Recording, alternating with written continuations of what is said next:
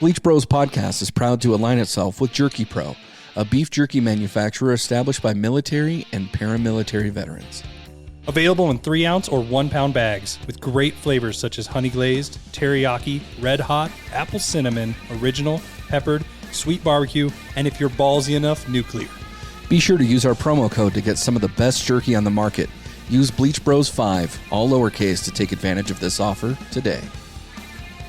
This is Tommy Thomson from Kenny B's ESPN Sports Handicapping show presented by William Hill down here in Reno, Nevada. I have the pleasure of joining Jake on the Bleach Brothers podcast, and unfortunately I got to be stuck with a Cowboy fan with my man B-Word.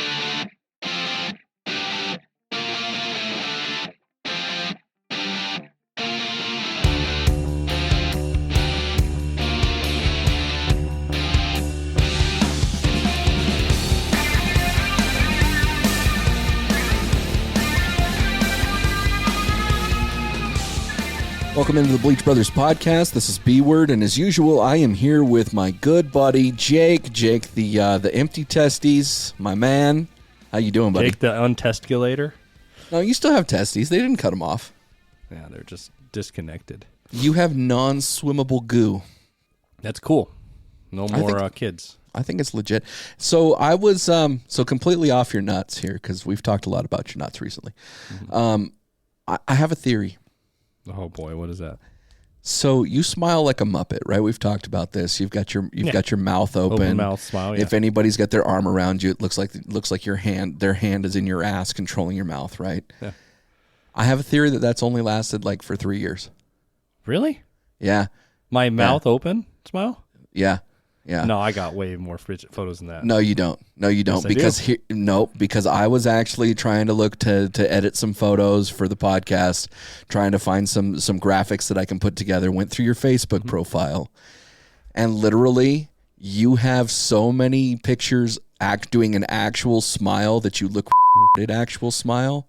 Oh, sorry, R-word actual smile, and yeah. There's actually a reason to compound or to go against that theory. Remember when I deleted my Facebook years ago? Yeah. So I deleted everything with it. When I deleted it, it wasn't like I was just unactivated. I actually went through and deleted albums, deleted photos. There's some that are still there, but there's a lot of albums that aren't on there anymore. And there's photos that I lost forever. So it's like I can't have it. So no, because I actually have a photo of the travesty in me where I have that open mouth smile. And I wish I still had the Facebook post where somebody goes, man, he looks like an R-tard Muppet. Somebody really said that about me when I had that radio show because I still did that smile. And I do look like I have downs in that photo. But in all reality, dude, you've got pictures of you and your wife, which has only been, 6 years? You've got pictures of you and your kids where you actually have a traditional smile. There are times I do a traditional smile. Yes, there is times I do. If you so for those of you that are connected with Jake the Hater on Facebook, I strongly suggest that you go to his uploaded photos, not photos that are uploaded of him, and you go back about 3 years. You will see this stupid ass looking, double teeth clenching smile. It is not a open mouth Muppet thing at all. Yeah, but I've been doing the open Muppet forever. I mean, I got my first family photos that I've been doing that. So it's just one of those things. So it's like there are times and places for everything, right? There's photos where I'm frowning. There's photos where I'm looking straight face. There's a photo on my page of me spraying those cold like CO2 canisters down my pants. Do you think I'm smiling in that photo? No, I'm looking over to. Actually, you would. I think that they probably caught you at a bad time, like maybe you were trying to take a breath or something, because I think that you would actually smile in that scenario where you turn like the air canister upside down and it's like breathing frost on your nuts. Yeah. You'd be like, look at this. I'm going to smile for the camera. Yeah, we did it for Nocturnal Rebellion. We wanted to see what would happen. And so we tested that out in the studio, and I didn't mind it. I'll just say that. Did I open smile afterwards? No. I think the worst thing I've ever sprayed, if we're going to talk about that, we're going to go back to my nuts. Did you ever see those prototype spray-on condoms? No. So like in like early 2000s, I can't even remember this company, and maybe this was like a fool's gag gift or something, but somebody got us a spray-on condom, and I decided to try it out. Well, the problem was it's super cold when it comes out of the can.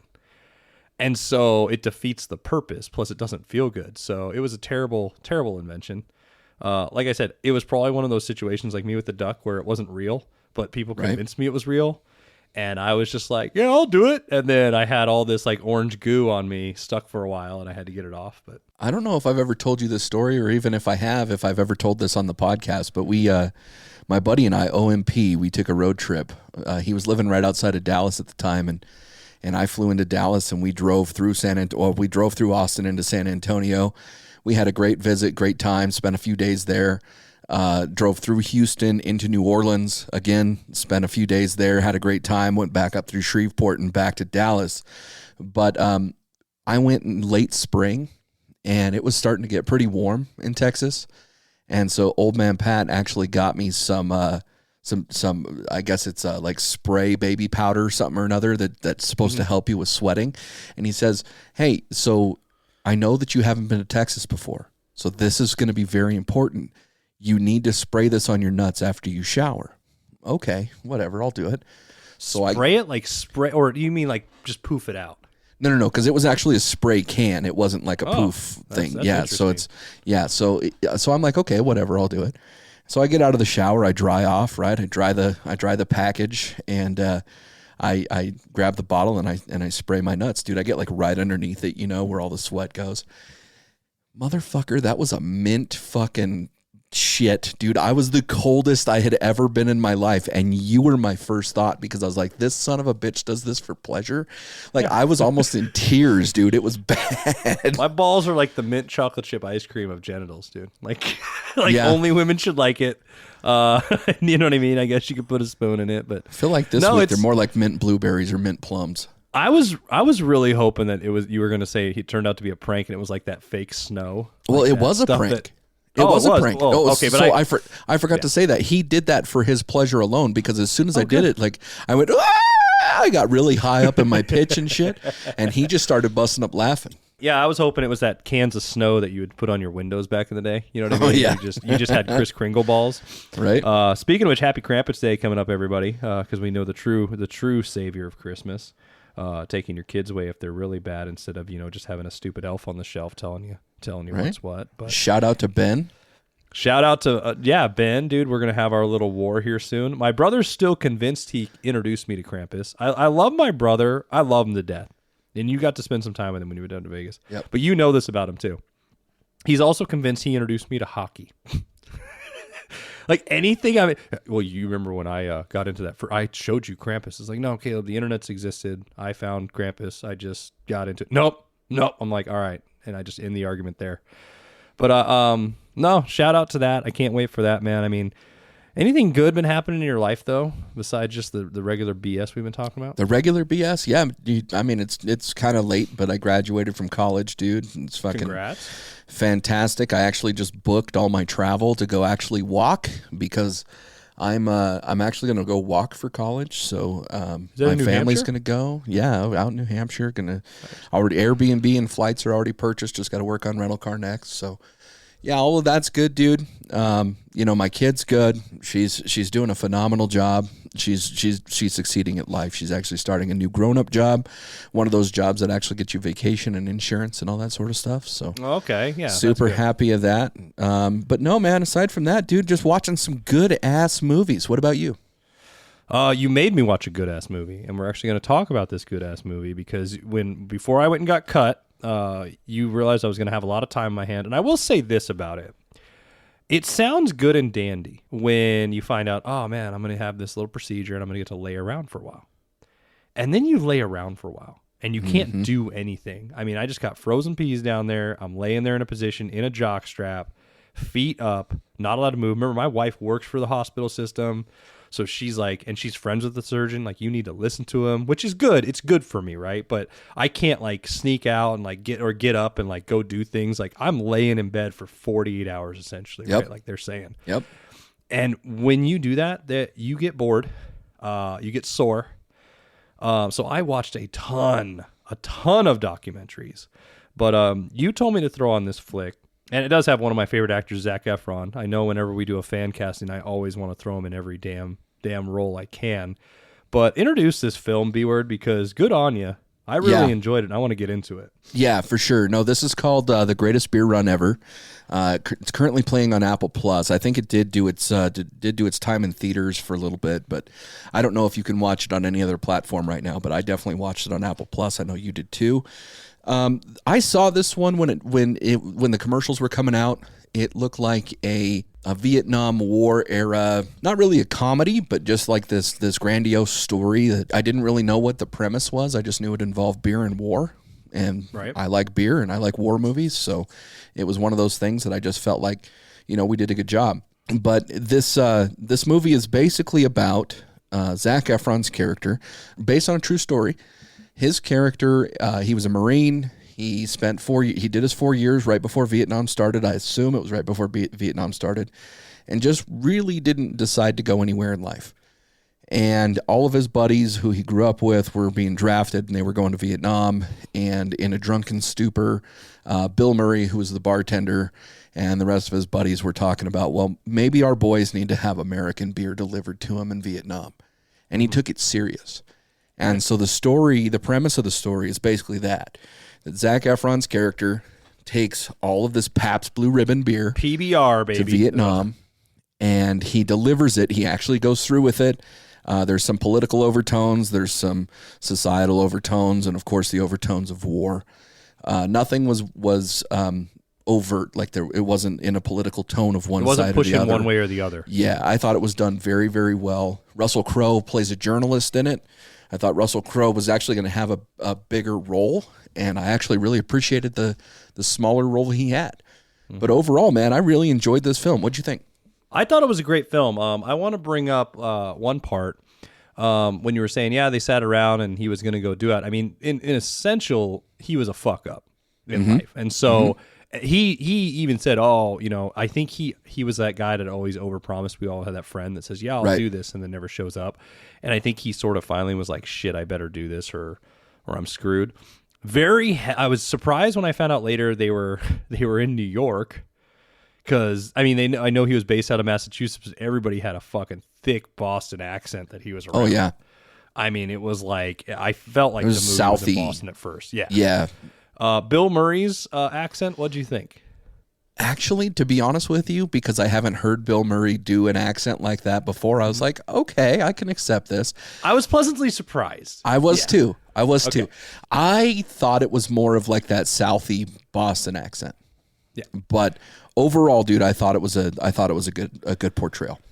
Russell Crowe's, I thought Russell Crowe was going to have a bigger role. I also thought he was going to be from a different area. All those things that come into play, like he had a good part. He played it well, especially when it came into near the end. Spoilers if some of them happen. I'm just going to say it. But it was a good movie overall. It was a little too long. And I know that's usually hard for me to say because I don't mind a long, drawn-out film, but it wasn't like it was action-packed, but it was like it had a sense of where it was going, and I felt like it needed to get there a little faster at times. Yeah.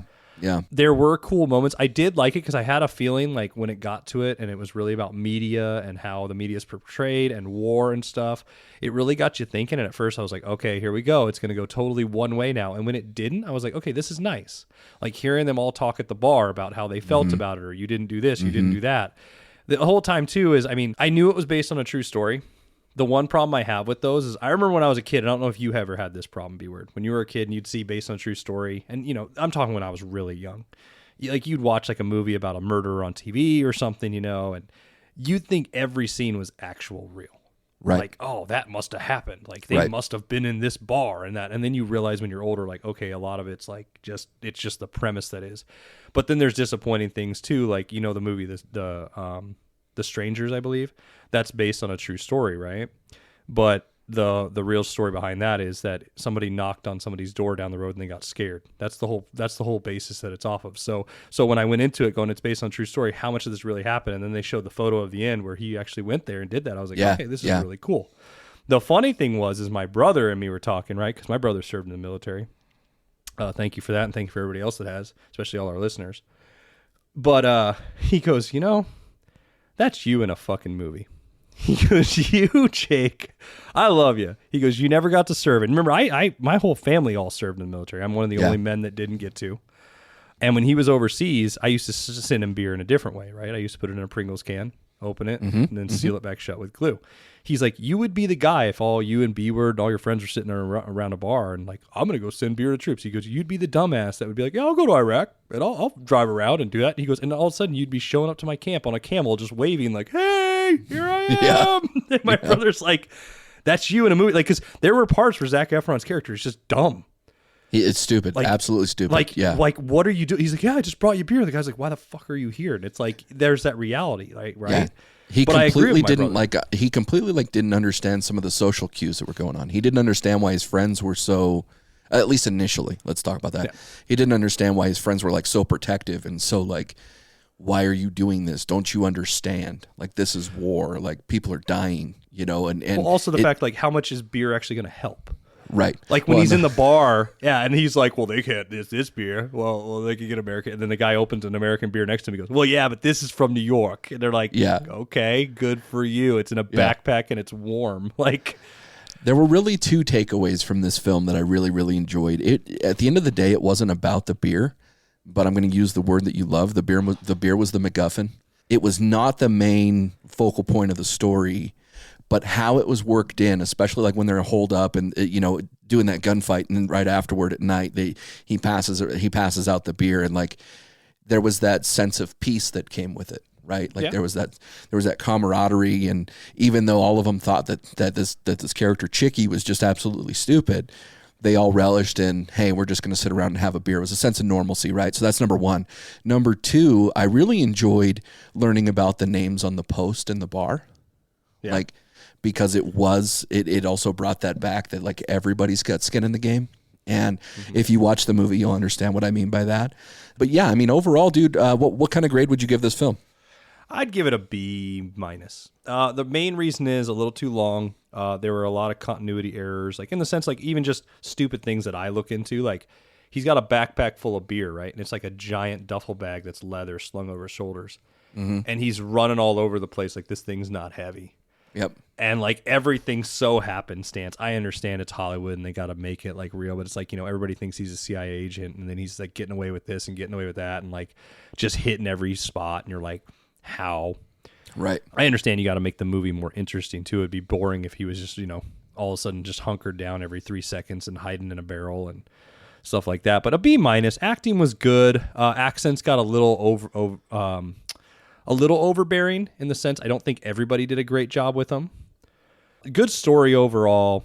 Great that they showed the photo at the end. Great that it didn't go one way or the other either. I think that's where the part where I started to fall out of it going, I'm just afraid. And it doesn't matter if it agreed with me or not. I didn't want it to lean one way or the other. And I had a feeling and then it bounced back. But it had that feeling like they wanted to go one way, and then somebody else is like, no, it needs to go this way. And so it was zigzagging on that line, if that makes sense. Instead of just saying, okay, we're going to walk both sides of the line parallel, it's like, okay, for a moment, we're over here. Okay, now we're back over here. Okay, now we're back over here. Other than that, though, B-. What are you giving it? I think a B- is absolutely fair. I think the storyline was good. The acting was sufficient. Zac Efron did a phenomenal job as the character. Overall, I think that they Hollywoodized enough of it to make it relevant and also make it interesting. But they also were able to work in some comedy. Like, I really appreciated the comedic aspects with it. It was not, war is not funny. Death is not funny unless you're Kenny from South Park. I thought that they did a phenomenal job working in the comedy. Like, it wasn't hilarious, but there was some irony in there. There was some just some mild humor. And I really appreciated that. I absolutely appreciated the fact that while it could have taken a political turn to one side or the other, let's be honest here, that it didn't. And I think it was very subjective. Like the viewer is going to take their own position out of it, but it can obviously be taken in one way or another. So I think a B- is pretty fair. Good movie though. Be sure to check it out. The greatest beer run ever. I mean, it when you told me I'm going to watch this, I had no idea what it was, right? And I was just thinking, okay, this is going to be like a comedy, sort of like, American Pie, or what was the one where the guys were the Star Wars geeks, fanboys, or something like that. Yeah. And they're just trying to get beer, and they're probably in high school, like super bad. I'm like, okay, I'll put myself through an hour and a half, like chuckle fest of just bullshit, like, you know what I mean? And then when you started describing a bit, and then I looked it up, I was like, oh, I'm probably, because you know me, I love war movies. I was like, I'm probably going to really enjoy this. And not that I wouldn't have enjoyed the other ladder, but I honestly was going into it with a totally different headset of going, okay, it's just about beer. It's about a run. It's about a bunch of teenagers getting in trouble. And, you know, somebody's going to probably fight a giraffe and something really stupid like do where'd my car bullshit's going to happen. But no, good flick, good pick. Thank you, because it did help me pass almost 3 hours of time. Because 2 hours and 36 minutes? I know we talked a lot about how long it was. But if only you hadn't watched The Irishman before, we could have spent another 4 hours doing that. But definitely watch it. Definitely check it out if you're out there. Yeah, for sure. But this got me thinking a little bit. I mean, you know, we've got some mutual friends. We've got some people that we grew up with. We've got other friends that are outside of, you know, your acquaintance or my acquaintance. I know you have to be able to come to the table with a story about somebody, whether their name is the same in the story or not, where they have something completely crazy, something outlandish. What story do you have for me that you can share on the podcast? One I'll share about my little bro. And the one I'll share is the time that we decided it was a good time to get him high for the first time. And at the time, the travesty lived down the road on Maryland Parkway, right near UNLV, because he was going to school there. And the funny thing was his apartment condo was built in the 70s. It was one of those places where everything was glass and weird dark wood and really angular and stuff. But he loved that place. And Travesty was an eclectic decorator. I'll just say that, because he had an umbrella hanging upside down in his roof on the inside of his house. He just, he's a funny dude. And that's you know, and he would do his thing. And so he's like, hey, your brother's about to go to the military. Let me get him stoned. I'm like, you do your thing, man. So he gets my brother high, and my brother goes, hey man, I'm really hungry. I'll be right back. And he's like, I'm going to go down the road, almost like a beer run, to get some In-N-Out for everybody. Well, we're sitting, and Travis is 4 blocks from In-N-Out, right? So we're like, all right, we'll just let him go. He's an adult. He wants to go pick it up and just sort of walk this off, let him do his thing. So I'm sitting on the couch listening to music. I think we're watching a DVD. Travisty's playing guitar. You know, we're all hanging out, and we all look at the clock. We're like, man, my brother's been gone a long fucking time. So we're like, well, where the fuck can he be? So we decide, all right, let's just walk down the road and go find him, right? What trouble could he have got into? Because this is before the whole cell phone thing where you're texting each other every 3 seconds, right? We all had them, but you didn't message each other that much back then. Because remember, a letter costs 10 cents. Yep. So when that asshole would send you a K, I was pissed off, right? Because I just paid 10 cents for your fucking letter. So anyways, we walk down the road, and on Maryland Parkway on the UNLV campus, there's that In-N-Out, right? Well, across the streets, there's that 7-Eleven, right? Yeah. So we start walking, and all of a sudden we hear, hey! We're like, what the fuck? And we look over, and there's my brother just sitting on the corner on outside the 7-Eleven with 2 giant grocery bags full of shit. And he's just got wrappers at his feet, a big old, we're like, what happened? He goes, I got hungry. And we're like, yeah, you were going to In-N-Out. He goes, nah, didn't happen. And we go, well, what'd you do? He went and spent $180 in 7-Eleven worth of snacks and whatever, and was just sitting outside eating it, and I'm like, he's just going to town on all this food. And he's just like, I don't know what happened, but he needed the Stone Safe House, bro. He really did. He could have used it.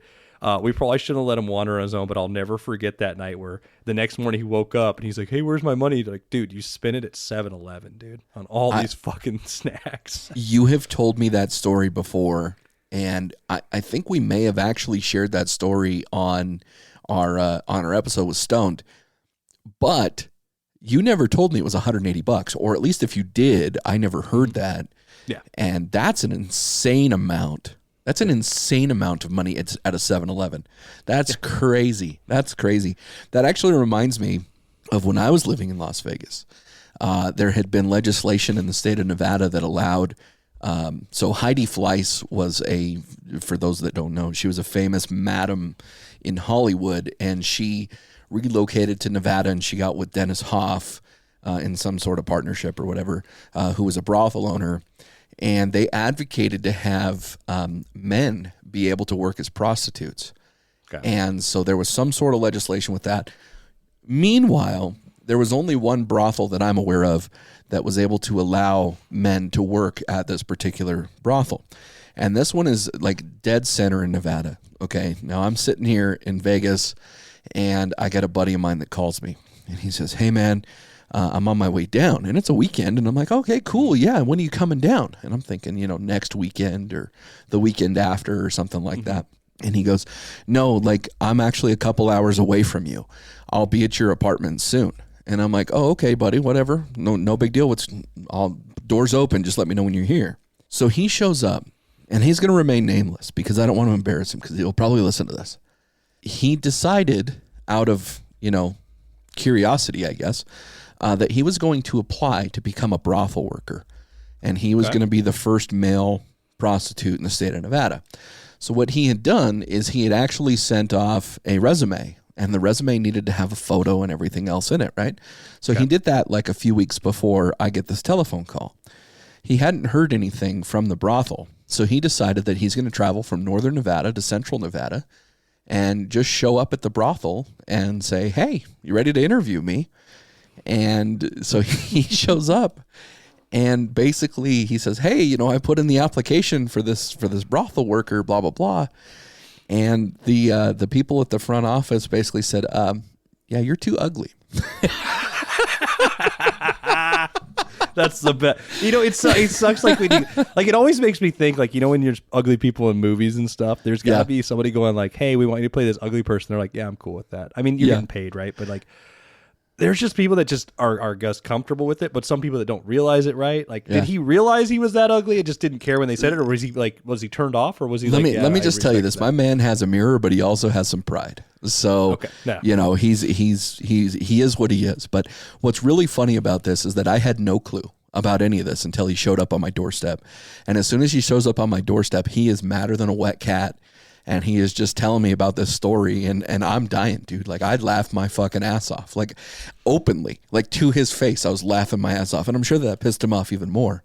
But what I will say is that was an amazing story, and something that you really wouldn't believe. Like, people in the Midwest, they don't think about these things, right? Like, here in Nevada, we've got brothels, and that's a real story. See, that reminds me, though, like, these stories, we're giving toasts up to our friends, and like, this reminds me of another one with the travesty at the same place. So before I was going to college, he decided he was going to throw me a big birthday bash, or a big, like, going away bash, right? Sort of like a mix with a birthday because he wasn't going to see me. So that night, he decides to have a ton of people over, right? And a ton of alcohol, and we're drinking and stuff, and everybody's there. You knew this about me. I can drink a whole shot, a whole pint glass as a shot, right? Oh, yeah. Just like the Man Show. They convinced me, remember the travesty used to have that giant camcorder, that 80s one that he'd walk around with everywhere and stuff. And so he's recording me, and he's like, hey, take this shot. And so they fill it up with Jim Beam whiskey. And I shoot the whole thing, and he goes, oh, we missed it. We didn't get it. So he's like, let's do it again, but we'll fill it up with water. We'll just pretend it's vodka. Well, they didn't pretend. They actually filled it up with vodka. So I literally had 16 ounces of Jim Beam and then 16 ounces of vodka right back to back, right, that I just shot straight up, right, which is absolutely terrible. So I'm instantly hammered. This is a problem. So in the middle of the party, I go upstairs, I put my pajamas on, I put my pajamas on, brush my teeth, put my retainer in, and I come downstairs. And everybody's like, what's it? Now, mind you, I'm blitzed too. So I was like, I don't know. I'm fucking done. So I go and I lay in the corner and I pass out, right? So I'm in the corner of his living room floor, and it looks like one of those shitty high school parties where there's just the guy whose party it is, I'm already passed out. Everybody's partying around me, right? Well, at this point, my little brother shows up, and he decides he needs to wake me up, right? Because he wants to take more shots and party more, because, we're Medosics and we're very smart. So he's shaking me like an earthquake, right? He's like, Jake, you got to get up. I'm like, you stop shaking me. And I'm like going back and forth, and also like, stop it. I push him, and I puke everywhere, right? Ugh. Now, as I puke, because I'm so hammered, right, I grab my retainer, I shake it off and put it back in my mouth and roll over, right? And Travis, he goes, you got to get up. And so him and my brother clean it up. As I come back downstairs, a girl takes me upstairs, helps clean me up, comes back down. Now, that's like that puke and rally scene off of Varsity Blues, right? Yeah. Where I puked, and now I feel better. So he goes, hey, let's take some Goldschlager. So now we take 13 shots of Goldschlager, right? So at this point, a lot of it's camera-based of what I remember. But the story I got the next day is after, because you know me, and I'll preface what happened the next morning, then I'll go back to what happened that night. You know me when I drink. I've never had a hangover, so I knock on wood. I went for a jog at 4 a.m, and I came back, and everybody was pissed off of me. Sort of. Not like pissed off of me, but they were like, Jake, what the fuck, man? I go, what happened? They go, Travis is a little mad. I said, okay. So I go hit him up. I go, what's up, dude? He goes, I had to catch your pee. And I'm like, I'm like, what? He goes, It's almost like a shut your Aaron Yap. I had to catch your piss. And I'm just thinking, like, how did this work? He goes, yeah, everybody's peeing off the front porch or peeing out back like a normal person. And all of a sudden you, with your Hungarian muskrat, go, I don't care, everybody can see it. And you just whipped it out in my kitchen. He goes, so apparently during this night, B-word, I decided to just take my junk out in front of everybody at the party, which I don't have a problem with that, right? But then I went, I have to pee.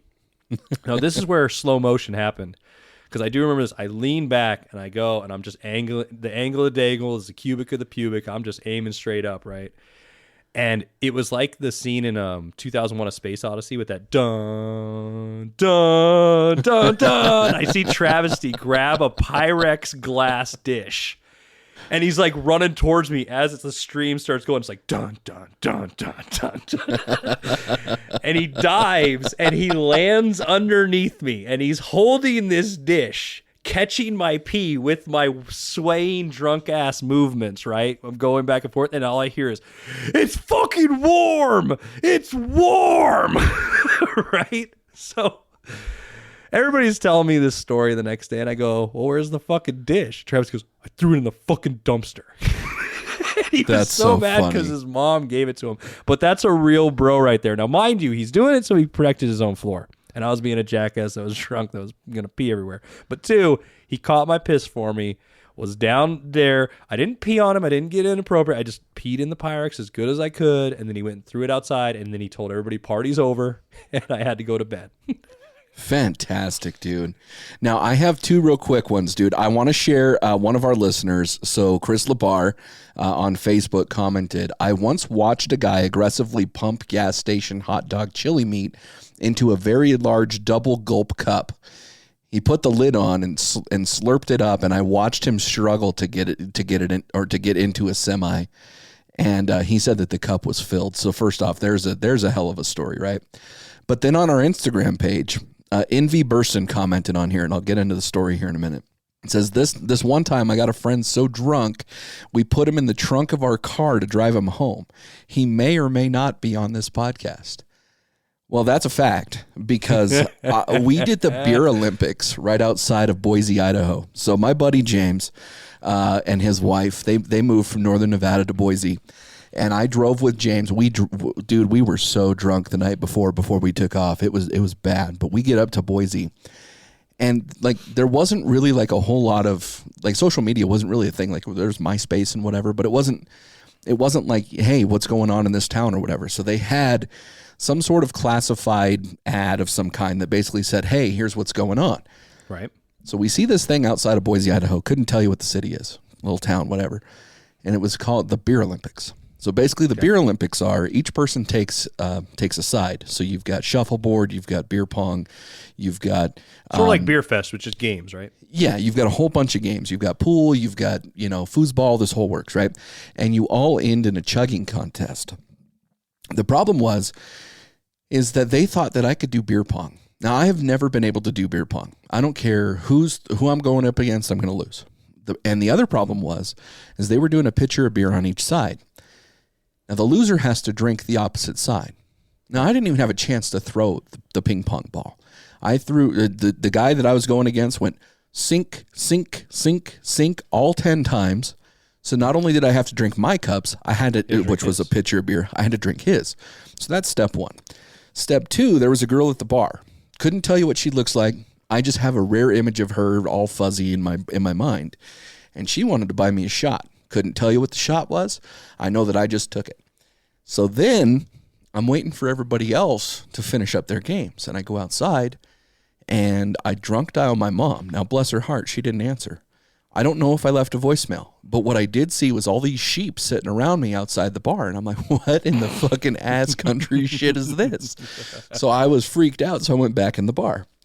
Then we do the chugging contest, which I did. And then I don't remember anything. So here's what I know. I slightly remember getting into the back of the SUV. It was in the little utility area because that was the only place that they could make me sit still. Right. And so they drove me back to their home in Boise. I woke up the next morning. I couldn't get up because, number one, I was on the tile in the bathroom. My shoulder was at the front of the toilet from where I'd been puking all night. The other problem is that this little half bath, like my feet were against the door. So like I was in this perfect position where unless I bent my knees, I couldn't get out of the bathroom. And so I finally did get out of the bathroom, and I ended up going over to the couch, and I basically looked like I was going to pray. And so I'm on my knees, I got my hands on the couch cushion, and I put my head on my hands. My buddy comes home or comes downstairs, and he looks at me. Mind you, I'm driving home to Nevada this day, and he just starts laughing. So NV Burston, that's my good buddy James. Excellent story. I could only imagine what he thought going through that, but that was one of the drunkest times I've ever had, aside from with you at the I was going to commend him, because I understand why they put you in the back of that SUV. I've had to try to manhandle you when because you're a great guy, B-Word. You're not angry, you don't want to fight, but dude, you're like a child with sugar on a leash. Like you just can't, like, you're like, I'm going to do this. You're like, no, just sit down. And you're like, like you just make noises. Like, I'll never forget when you smack, I'm the pimp. And I'm just like, stop. Did I ever tell you my puke on a guy at the beer pong bar in Vegas story on here? No. So this is also a shout out to my buddy A. Matthew, Adam Matthew. He was the head of the Sacred Fraternal Circle, which we will get into what that is one day on the show. But the SFC, part of a membership I was at a bar. Adam worked with me at Nordstrom, and I'll never forget. We used to go out and like he always had my back, right? So one night we went to the Planet Hollywood or Aladdin Casino, whatever it's called now, right? But they had that beer pong bar in the back, Blondie's, where it was all you can drink. You'd get a wristband, which is a nightmare scenario in Vegas, right? So like, sure. And mind you, I'll tell you right now, I was a total D-bag that night because I'm wearing. I'm going to describe my outfit. You can make fun of me all you want. I have gold foil shoes, Vans with the skulls all over them, right? An Affliction shirt, and just regular jeans, right? Oh, geez. So I'm fitting in with every other douche on the strip. So I go in and I decide I'm going to be a really good beer pong player. Well, I'm winning and losing, and I'm drinking a ton, right? And I'm just getting way too drunk, right? So I have to go use the restroom. Well, I walk in, and there's like the urinals and like one stall, right? Well, I go to the guy in the stall, and he's just pissing there. I was like, hey, man, I need to use this. He goes, fuck you, wait your turn. I'm like, I'm trying, dude, but I'm having a problem. Like, something bad. Now I'm mumbling, too. I know that. Now, mind you, this guy's douchier than me, okay? Because he's got, like, those pants with the pockets on them with the giant crosses on the back and everything, like a V-neck shirt that's all the way down to his belly button, and he's pretty ripped. So he turns around and just starts going off. So I just decided that was the time to release the hounds, and I just start puking on him. And I mean, full on just projectile right in this guy's chest and face. I don't even care. I'm just going for it, right? Like, fuck you, dude. I gave you a warning. So I'm puking all over this dude, and all of a sudden I look up, and he's got that face, and it is like a scene in the movie where he's just like, what the fuck? And I'm like, I'm going to get my ass beat. So I run. I just leave. I just take off. Now, Adam's my ride that night, and Adam always had my back, as I said, right? So I take off, and I just take off somewhere out on the strip, and I'm just wandering now, just drunk aimlessly, just puked on a guy, don't know where I'm at, and I end up meeting this group of people, and I just start walking with them and talking, and then I end up at a party in the MGM Grand, and finally Adam tracks me down somehow within my drunken incoherentness and rescues me from this party. But I'll never forget, he did not give up on me that night. Most friends would be like, fuck this guy. That's a real bro. That's a real bro. He found me and got me home that night, made sure I was safe. But yeah, dude, I should have had my fucking ass beat. But that's another bro that I'll give a toast to tonight. Well, definitely toast to all the bros. I'll get into a story another time, but I've got a story about me puking on Burston that's actually pretty good. So I'll save that for another episode. But with that, man, let's go take a break. It's time for an ad! Hi, folks. I'm Tyler Armentrout. I'm Christopher Whedon. I'm Zach Meck. And I'm Jerry Nash. And we're the History Boys. And we're kicking your door down with a Bluetooth speaker and an 18-pack of beer, ready to start party. It's my favorite history podcast on all the internet, not just because I'm on it, but because I listen to every episode full blast in my house drives my wife up the wall. This is the History Podcast for all you cool kids that sat in the back of the classroom. That's right. We are a comedy history podcast, or a history comedy podcast, any which way you look at it. We are the History Boys. That is spelled B-O-I-Z for those counting. And we are found anywhere you find your podcasts. Love you, bye. Welcome back to the Bleach Brothers Podcast. I am here with my good buddy B-Word. It's Jake the Hater. Oh, shit. It's been fun telling these stories. I got one more before we go to the next topic. And this is a shout out to my buddy Jeff, Knife Hand Jeff. Never welches a bet. I know he listens. He's a good bro of mine. He's a bobblehead or bubblehead, so he's an ex Navy guy. And the thing about Jeff's one of those guys, like he does the knife hands every fucking time you see him. Like he's that military guy, right? But I don't know if you know this, Buffalo Wild Wings has points.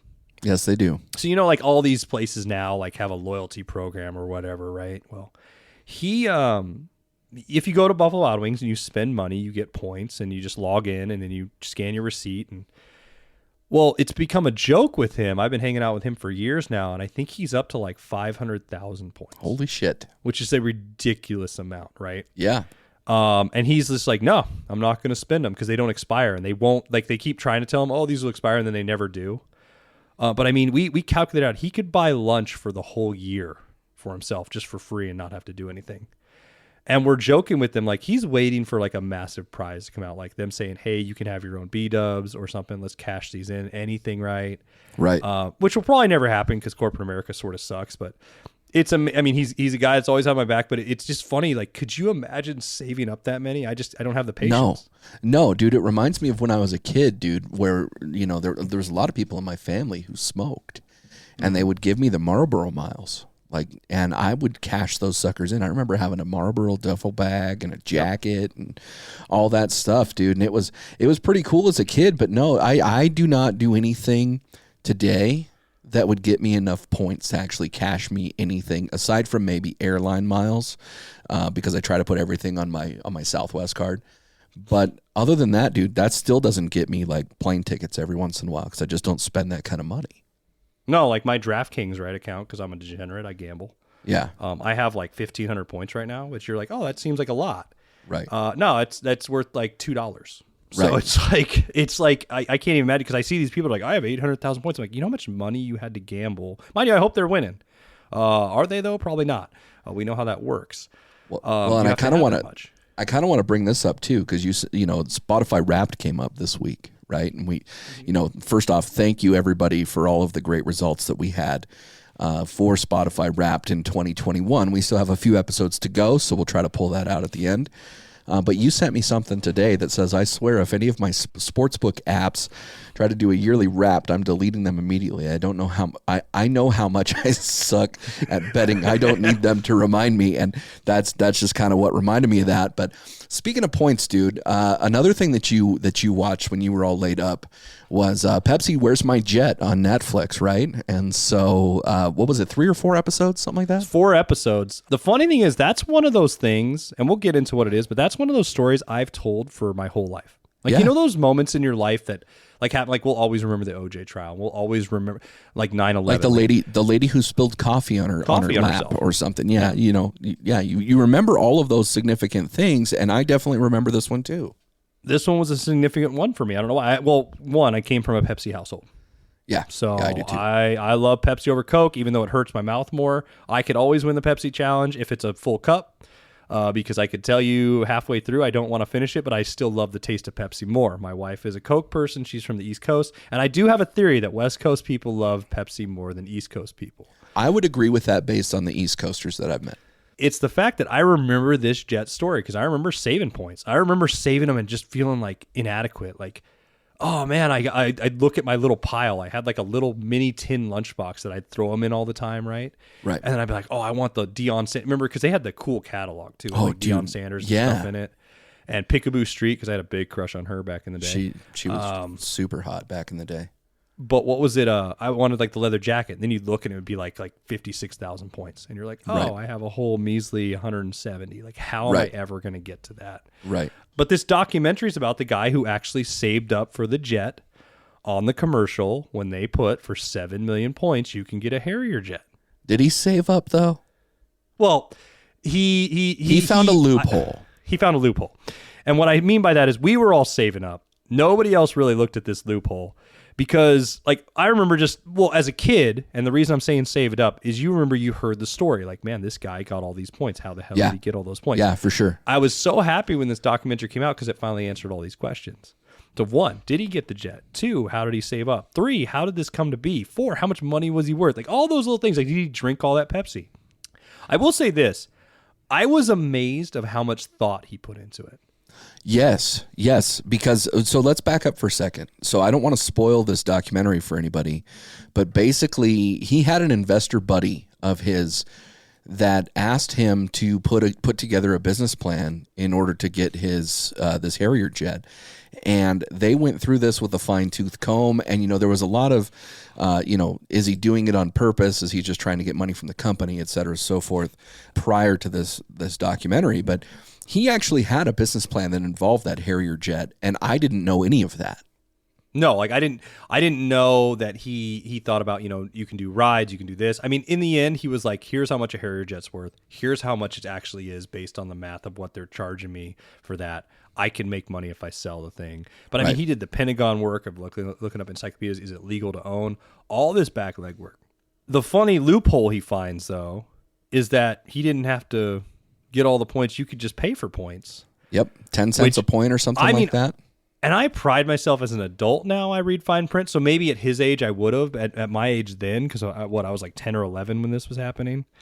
I didn't. And in all fairness, he was only like 17 or 18. Well, he was 20. Oh, okay. Yeah, he was 20. But I mean, he's still young. But I mean, he's still an adult in college trying to figure things out. And he was trying to come up with a business plan and an idea to make some money and stuff. But I mean, he read the fine print and found that out and was like, well, crap. My original plan's out the window. It's only going to cost us this much, which is a fraction of what he originally thought it was going to cost. Even though he still could have made profit if he's able to sell the Harrier jet. Sure. Right? Yeah. But yeah, Pepsi comes at him, and like all corporations, this was the only thing that pissed me off. I mean, the cool part is they had a lot of good characters in the movie, and what I mean by that is not people playing them, but the funny thing is in these situations in life, the people all involved are always like characters. Yeah. They always have a person. Yeah. It's a wide range of personalities, and that's why the documentary is great. Just seeing the marketing guy being a smarmy asshole, like when they're trying to do because during the whole movie, they're doing, or the documentary, they're doing the Pepsi challenge too. Like, drink these 2 cups and then guess if it's Coke or Pepsi. And the guy who I fucking hated in the movie, and I'm sure you did too, the one with the nice long hair and everything, who is the head of Pepsi marketing, goes, oh, you have to smell it and he's treating it like it's a fucking wine. Like it's a wine, dude, just suck my dick and take a sip and just guess and be wrong. I mean, he was right. He's like, of course I'm right. I'm like, fuck you, dude. You took 15 minutes. Everybody else just took a sip and went, oh, okay, like whatever. Yeah. But it was interesting. It was interesting to see him and that friend. It was also cool to see the story of him and that friend. Yeah. The investor and that growth of the relationship. Absolutely. But what did you think of it, B-Word? And give some takeaways from it. So I really love what Netflix is doing, where they're minimizing the length of their documentaries. They're starting to focus more on 3 or 4 episodes. The fact that this was a 4-episode documentary was really easy to consume, but it was also great content. There's something that, we did this with the No Butthole, No Care guy, whatever his name is. That documentary had that very fun, snarky, sarcastic tone to it. Another one that I've watched recently, I won't name it just yet, but that one's also had that really fun, kind of snarky, sarcastic tone to it. And this one did as well, because they had that running gag, like insulting Pepsi, the documentary people did. And like at the end of the day, is it going to make me stop drinking Pepsi? No. But I did feel like it brought several things to light, especially what happened in the Philippines or Korea or wherever that was. Mm-hmm. Philippines. And what they did with bringing in all these characters, like you said, they're basically characters. Michael Avenatti was the attorney, and they kind of touched on that, and then how that affected the relationship of the 2 people and potential money settlements. And overall, dude, from a documentary standpoint, I'd definitely give this a B+. I don't think that this is the best documentary that I've seen, but it was something that I felt like was consumable. It wasn't complex. It was a good story arc. It was done very well. They were behind a green screen most of the time, and the main character, the guy, the boy who was, supposedly got all the points, he had a jet behind him the whole time. And we find out at the end that he actually never got the jet. He kind of walked away with nothing. And I didn't know that, and I just thought that overall the way that they delivered some of the things on this was an A+ delivery. But overall, man, I thought it was a B+. I thought it was fun to watch. I thought it was good. I thought it was interesting. And of course, it's historical and true, which I like as well. What about you? See, I'll give it a B. And the main thing, I'll agree with you on this. I am enjoying what Netflix and other places are doing in the sense of these limited documentary series, because I think they jumped the shark for a while where either one, they were making the movies way too long. Because originally we just had documentary films, right? Yep. Or they felt too short in the sense of like they knew they had to cut things because they had to get that at hour and a half mark where it's like this isn't resolved, or like they'd introduce something and then you'd never hear about it again. You're like, what the hell? With the 4-part series, you're like, okay, at least you can get enough in there. It didn't feel ever too long. It felt like it just hit all the points it should have. It got us through. It went through the timelines, almost like decades, all the situations he was going through, like his childhood, his adult years, then the time frames of the lawyers, and then they introduced every different episode. So I am enjoying that Netflix is doing that more often because we're seeing that more. I think they, like I said, when they jumped the shark, it was with things like To Catch a Murderer, right? Or Murderer, right? Or even with Tiger King. Tiger King, yeah. It was like at some point you're like, okay, I'm either bored or I don't need more. You're trying to do season 2, like stop. I've already gotten everything I needed out of it. Stop milking it. Yep. But it was a B, and I have a hard time saying that because I don't want it to feel like I'm saying that because I wasn't happy with the resolution at the end because like you, I didn't know he never got the jet. I didn't know he never got any money from it.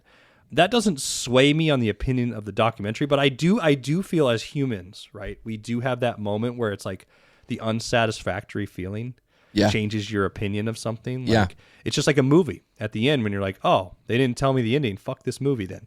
That's sort of how I felt, and I'm trying not to put that into it because I'm happy I know the answer. But I guess I was more pissed off at Pepsi for never doing anything, and I feel like now it might come out because it's so many years later. They might be like, oh, let's give them something now.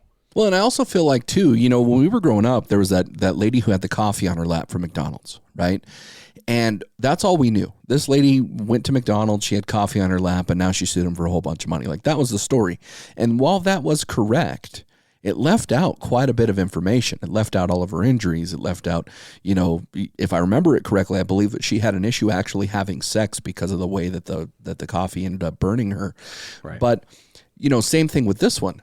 You always heard about the guy with the jet. Oh, it's a cash grab. Oh, he's doing this to win money, or oh, this or oh, that, right? So you're dealing with all of these things, and I feel like the documentary takes a position where it kind of exploits that storyline, but it also opens it up and fillets it for the audience to kind of see the deeper meaning of that. And I feel like that's a great thing that we're seeing with documentaries right now. It's something where it takes what we understand of it, and it opens it up so we can get the larger picture. And I'm totally on board with that, dude. It's a phenomenal thing. Me too. I mean, I will say this, going away from it though, the main character, I can't remember his name right now, but the main guy with the jet, he was a very likable guy. Yeah, for sure. I mean, in the sense you looked at it and went, oh yeah, I could see him getting this. And I guess you're just sort of like, we're all in that sense of like, F the man, right? Yeah. Yeah. Because you want him to win because they did a shitty job of why they, they never put a disclaimer on it. We see them too much. I mean, we joke that there's too many disclaimers, right? Like Pop-Tarts have to tell you that you can't put the wrapper in the fucking thing because it could catch your house on fire because there's an idiot out there. Just like you're saying, we did get mad at that lady suing McDonald's being like, oh, it's a cash grab, right? Because I remember as a kid, you remember in Pahrump, there was a McDonald's across the street from, at the time, it's the Pahrump Nugget now, right? Yeah. Or it was. There was also McDonald's there. And I used to joke in high school that I was going to act like a schizophrenic and run back and forth across Highway 160 until I got hit by a car saying I couldn't choose which McDonald's and then sue McDonald's. Yeah, exactly. And everybody in high school used to be like, no. And I'm like, that's my plan. That's my plan after high school. I'm totally just going to run around that street, act like a schizo and say McDonald's caused me to do this because they could not. Now, would I really do that B word? No. One, I don't want to get hit by a car. Two, I'm not a guy like that. But it's a funny fucking story, right? Yeah. But it's one of those things, like we did blame the lady. Like, how dare you? But then when you look at the deeper things, you find things out. I also like these limited series in this sense. You might like them in one episode, and the second episode changes your mind. Oh, and it totally. gives you that sense where the documentarian can sort of sway you going through it, being like, okay, we told this side. Now on the second episode, we can tell this side. Now on the third episode, we can tell this side. And that's enjoyable. That is enjoyable to see. So overall, B for me, B+ for you. You said definitely watch it though, guys. I will say that now. I know you just said this, but And you said nothing about points, but there's nothing you're doing now, not any point systems or anything? Oh, no, dude. I have Smith's or Kroger points for gas, and I have, like I said, the airline miles is that, we go see a lot of movies, dude. You and I are movie buffs, so I have my Galaxy points and I have my Century points, depending on what theater I go to. But nothing that's going to make me a millionaire, bro. Nothing that's going to make me be able to exploit the man. And so, but I'll tell you what. Speaking of points, speaking of memberships, we have a Patreon. And our Patreon, we have some great subscribers right now. Shout out to everybody who's taken part in that. We're putting out some great content. We're getting some good feedback from the content, so thank you for everybody who's listening to that and sharing it with us. However, we want more people to listen to it. So if you are interested in taking advantage of joining our Patreon, we are not asking you to subscribe for a year.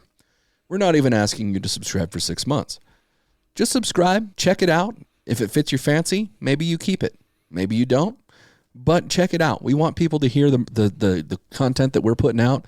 Check us out on patreon.com/Bleach Bros Pod and check out our different tiers on there.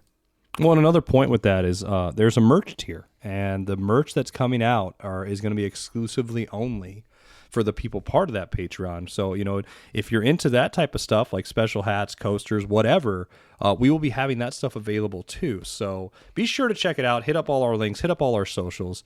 We are loving the interaction. We're loving the growth. It was great to see the Spotify Wrapped. We hope you're enjoying it as much as we are. And the other thing I want to shout out to Josh from Apple Boiz, and I want to shout you out as well. Go to bleachbros.com. Check out our website. It is still somewhat in construction. We're still trying to iron it out a little bit. But I want you to go to Salty Hippo Nation, and I want you to go to our sticker map. The sticker map is where we have all of our adhesive graffiti, all of our overt advertising stickers. We've got photos on there of where Sal the Salty Hippo is stuck. And this past week, I actually was able to send some stickers to some fellow podcasts overseas.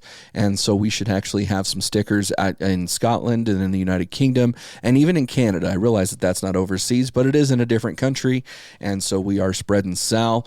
If you follow our show and you're interested in getting involved in that, send us a message. We can go ahead and figure all the details out and let you know how to be a part of it. But with that, Jake, what do you got for us? Thanks for all the dirty talk, and come back and get sanitized.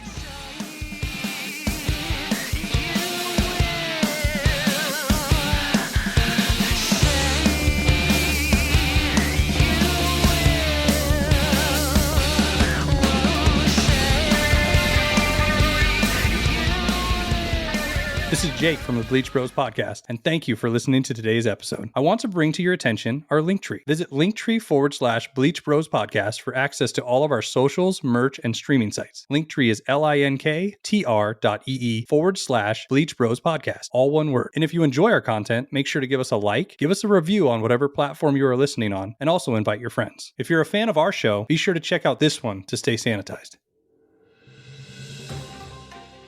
The world's changing, and it's not necessarily for the better. Cancel culture is out of control.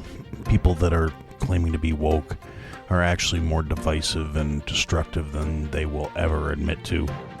The silent majority's getting fed up. We're tired of normalization of things that should not be acceptable. We're tired of division. We're tired of fighting. A lot of us just wanted to be left alone. A lot of people are worried that they're going to be canceled, that people are going to come for them, that the woke culture is not going to allow them to have a voice or to have an opinion. Too many people in this world have gotten used to the idea that just because they have the loudest voices, they are somehow automatically right. They're way too comfortable using the false front of inclusion or acceptance to try and push hateful, divisive agendas. Instead of focusing on things we all have in common, they want to accent and highlight and push all the differences and forgetting the fact that we're all just people. It's time to bring back common sense. It's time to start focusing on inclusion instead of exclusion. It's time to stop worrying about things that happened generations before any of us were walking the earth. It's time to start holding people responsible for their actions. It's time to have the uncomfortable conversations. It's time to learn and grow and expand. I had to say at the podcast, having the uncomfortable conversations that need to be had. Available wherever you find your podcasts or at ihadtosayitpodcast.com.